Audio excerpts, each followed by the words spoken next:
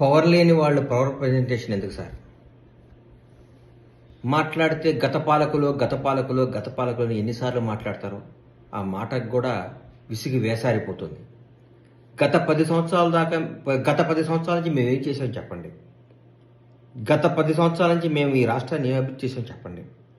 మేం చెప్తాం, గత 10 సంవత్సరాల నుంచి మీరు ఏం దోసుకున్నారో, మీరు ఆర్థికంగా ఏ స్థాయి నుంచి ఏ స్థాయికి వచ్చారో, మీరు ఆర్థికంగా ఎక్కడి నుంచి ఎక్కడ ఉన్నారో, మీ నాయకులు కానీ మీరు కానీ మీ జీవన విధానం ఎంత మారిపోయిందో, తెలంగాణ ప్రజలు ఎంత వెనకబడ్డారో, మీరు ఎంత ముందుకు పోయారో మేము చెప్తాం.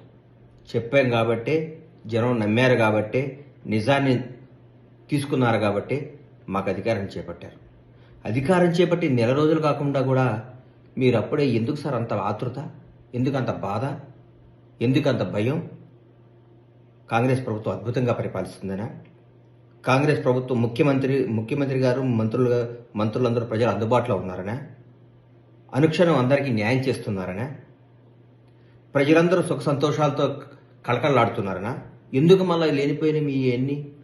ఆగండి, వెయిట్ చేయండి, టైం ఇవ్వండి, అద్భుతంగా చేస్తాం. 20 గంటల పనిచేసే ప్రభుత్వం వచ్చింది రోజుకి. అందుబాటులో ఉండే ముఖ్యమంత్రి గారు వచ్చారు, ప్రజల మనసులో ఉండే మంత్రులు వచ్చారు.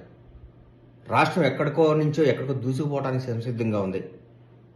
మాట్లాడితే గత పాలకులు బాగాలేదనో బాగుందనో, ఫస్ట్ టైం మీకు 61 సీట్లు తర్వాత ఇస్తే మీరు దాని జనాన్ని గుంజుకొని పెంచుకున్నారు. ఇంకెన్నిసార్లు చేస్తారు? ఇది ఎట్లా చేస్తారు? ధర్మం ఉండాలి కదా, న్యాయం ఉండాలి కదా.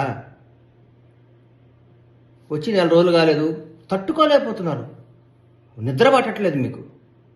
ఎందుకు? ప్రజాస్వామ్యం గొప్ప సార్.